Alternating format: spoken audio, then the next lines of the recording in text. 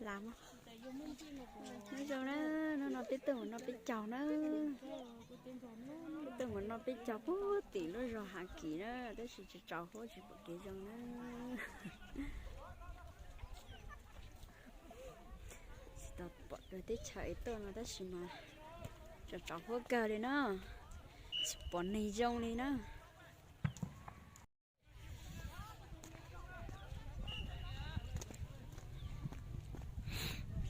thôi rồi tôi chờ nó rồi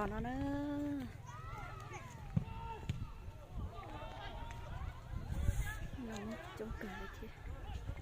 mà cháu chỉ bỏ kẻ đi nữa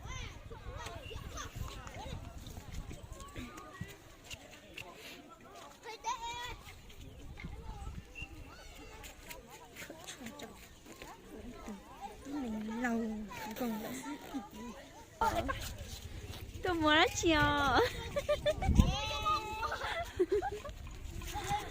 tôi muốn xin nữa nó muốn xin cháu nó chiều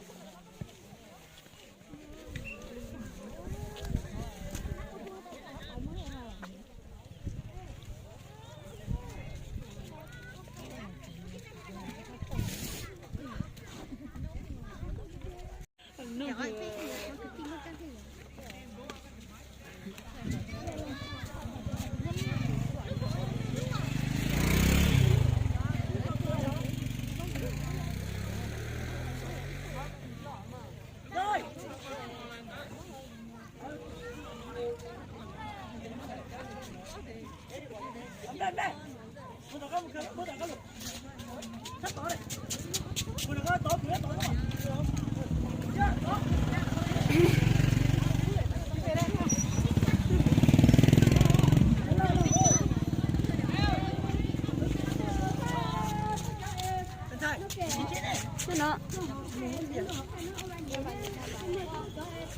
thấy tại có mình chủ đó nè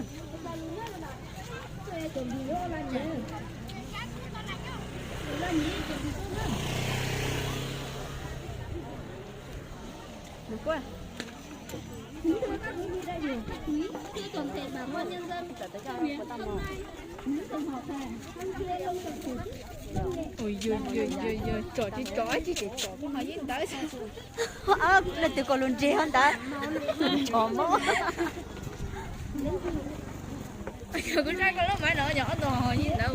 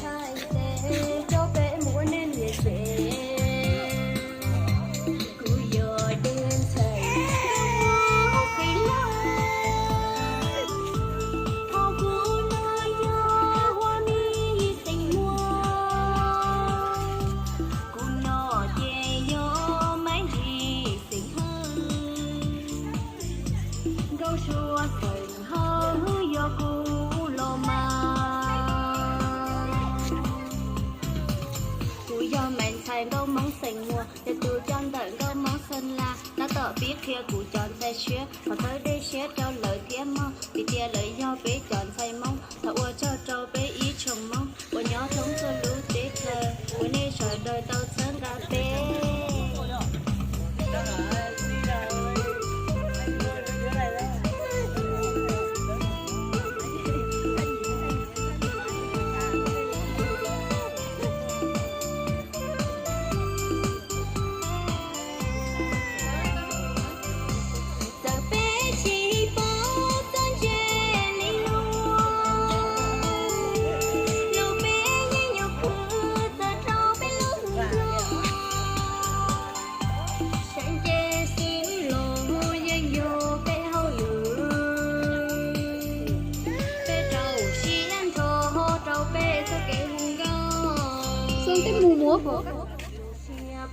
cháu là các chị em rồi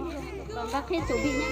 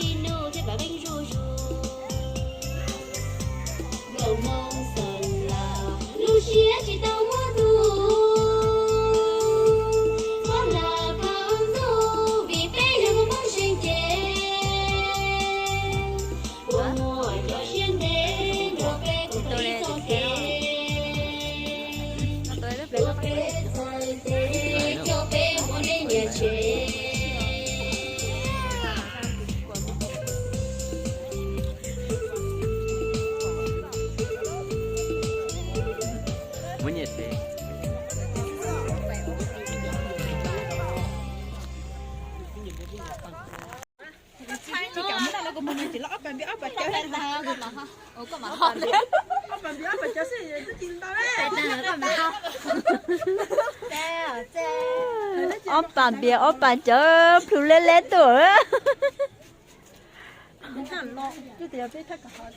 đi lo có cá chết chết sẽ bị phụ nhân chúa sẽ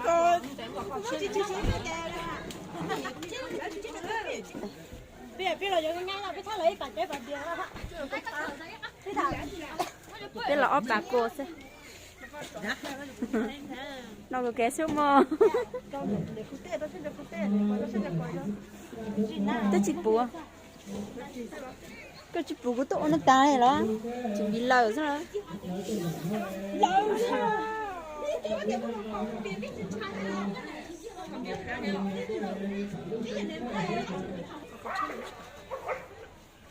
đó nó ít tôm chi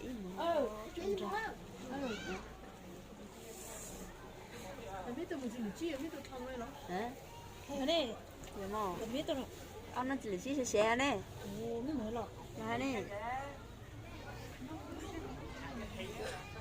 nó chỉ một cái ít tôi nó cho mong ít tham lúa rồi nó ít một tiền nó xây một là chỉ cho tiền gì mà nó chuyển ra lấy rồi mà chuyển ra dối một bàn tròn ra nó không chỉ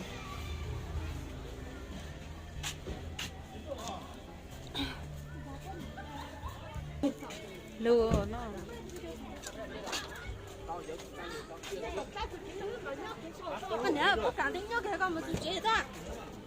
nó tưởng là cái chế mi liền nhó xem mà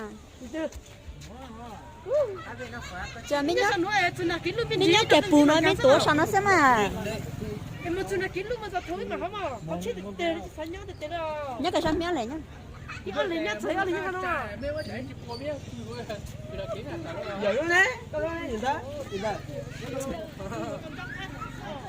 luôn nát trà này nó cái gì đó có gì đó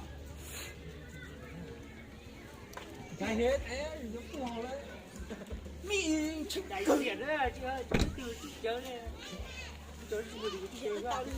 cho cái gì mà chụp đá thùng thật là tôi lùi rồi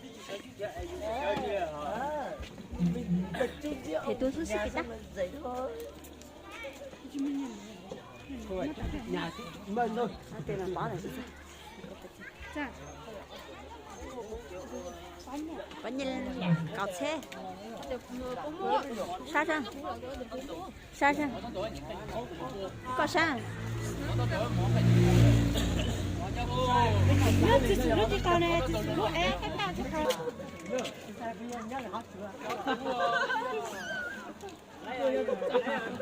mà sai ở đây chỉ có họ đến đây kiếm đi đừng đi còn gì nữa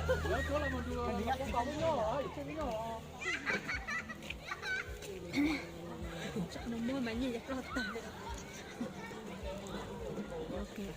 mà như vậy lọt lọt chụp bao nhiêu tiền trả lại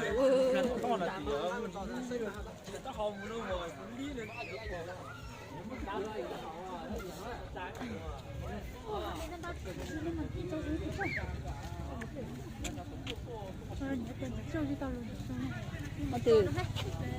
ồ nhưng mà cho chị hết rồi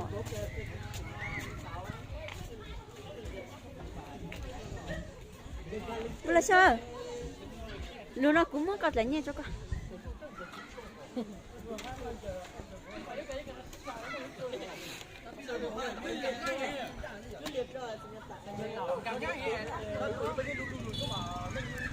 cho nó 30 triệu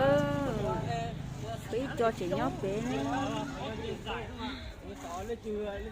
bé nó tài chị 1 triệu xem nè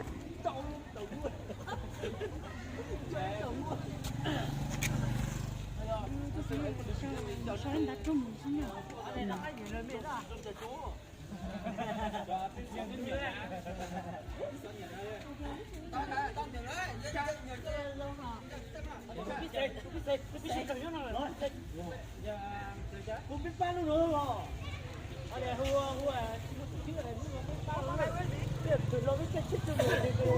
Đồ biết à? Biết thử tận đi, biết thử tận cái này. Mình nhóc mình chỉ xử lý go. Mình nhóc mình chỉ xử lý nhóc này cái, từ nhóc nó từ tận cái nhóc hú nó, từ tận cái nhóc tận nó nhóc xử lý. Cô giờ chốt hệ nữa. Xử nhóc, biết à nhóc xử lý ở hành đi lắm bố mà, hành đi lắm bố mà. Mình chỉ bao nhiêu xử lý mình chỉ nhóc như vậy nó thì từ nó chọn.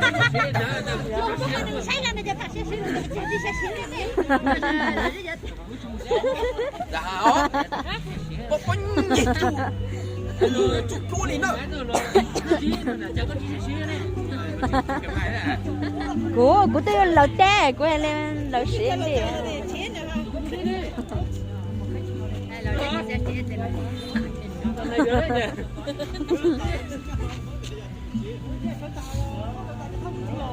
Chỗ này tụi đấy.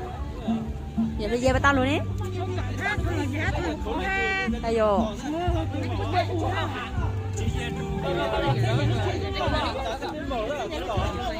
Hả?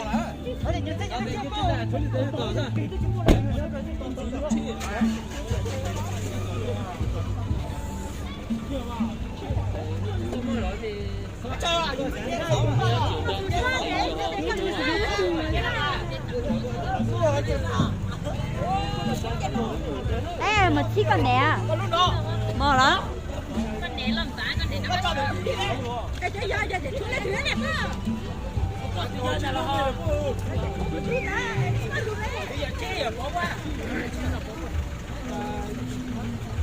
để đủ để mới không mở đâu đây là tay không ai sử dụng cái chỗ này xe à mày nó cũng làm nè sao mày em sao Má? Bố là tê chỉ còn nó này kinh rút nhỏ này nhưng mà rút bố cho u mà nó. Rồi, biết một trẻ lớn.